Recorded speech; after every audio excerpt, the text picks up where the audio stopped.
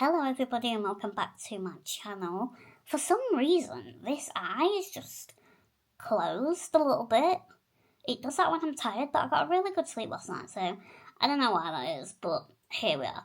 Anyway, I am a big believer that opinions should evolve, they should expand, we should be open to learning more and thinking about things critically.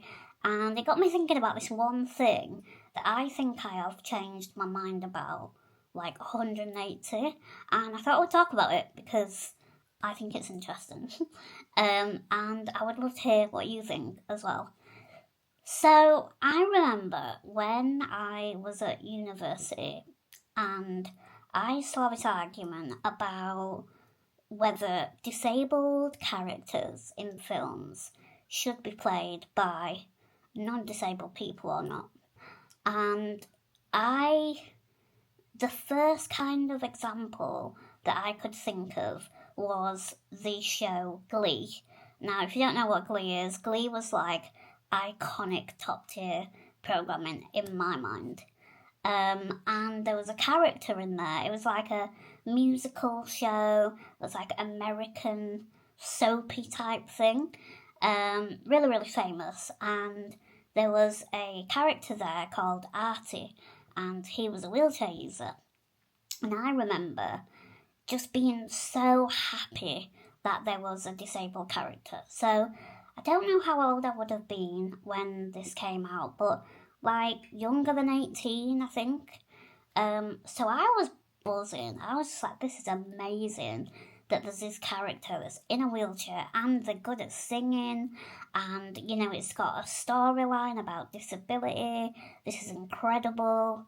So then when I saw this Facebook post complaining about Artie and how the actor wasn't disabled, I got angry and I was like, oh God, they're spoiling it because we finally got representation and they're ruining it. And I just couldn't understand why someone would chat on that when we've got so far, lol.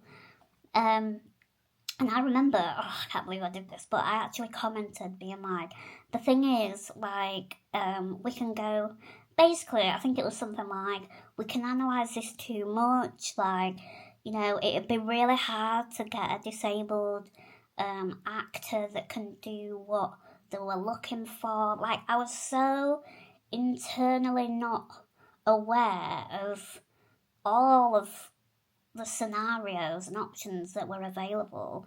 I was so desperate for representation that I stuck up for this non-disabled actor. And the reasoning behind it was like, I was thinking, well, it's not going to spoil anything, but there's parts where Artie stands up in a dream and he dances, and I was like, they have to get someone who can do that, so blah blah blah. Not thinking in my closed-minded situation that there are so many incredible disabled actors and actresses who are ambulatory wheelchair users and use a wheelchair and can also stand and are actors, surprise surprise. And I just think it's so interesting that we have such a closed opinion of the arts and film and TV when it comes to disability, that the default opinion is that non-disabled people can do it better. I don't know, it's just sad as well, because as I've got older, I'm friends with so many people in the creative arts who could do such a better, no offence to the person who plays Artie, but like, the fact is, looking back now as an adult, he would never play the role of a disabled person better than a disabled person. But I was so happy to see the bare minimum that I was like, look, we've got it, we've made it, it's great. So yeah, I kind of wish that I really, but then again, I guess I didn't really know anyone at the time that was like an actor and in a wheelchair. The only things that I saw were like, people on TV that were doing inspirational interviews, and I'd never seen someone. I'm trying to think, the first actress I was aware of was the lady in The Office, who was a wheelchair user. But I was still very young, so I didn't really take that on that much. But yeah, now I'm like, oh my god, there's so many advantages of disabled people playing a disabled role. It seems silly now to me. Imagine needing a character that can drive a powered wheelchair, and instead you're going to get a non-disabled person that has to train someone to drive a powered wheelchair. It just seems so silly to me. I think a really good example now of people who have done it really well is Wicked. Nessa in Wicked, she's a wheelchair user, Marissa in real life, and I think she's amazing, and she is the perfect example of, someone who is disabled, who uses a wheelchair. I'm not saying, by the way, that only people in wheelchair. This is just what I relate to, so I'm just talking about wheelchair users. But Marissa, does an amazing job of acting in a role that's made for her. And that would be so silly of the Wicked team to get someone to pretend to be in a wheelchair. And it just felt so amazing to watch someone who is disabled live out this dream of being in one of the greatest movies that's out there, in my opinion. Lol. Another great example is on Netflix at the moment.